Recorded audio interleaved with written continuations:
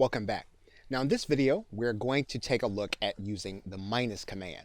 And we use the minus command when we want to tell Google we want to look for the term that we've placed in the search bar, but we want you to exclude a certain popular term or a certain term that we think would cloud the results.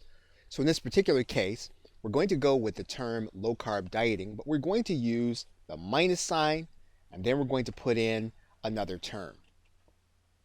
And then we're going to hit enter.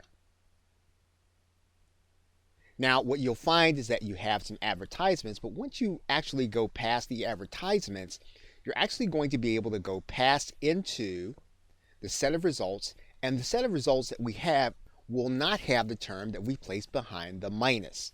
So this is a good way of getting another view without certain terms at a glance.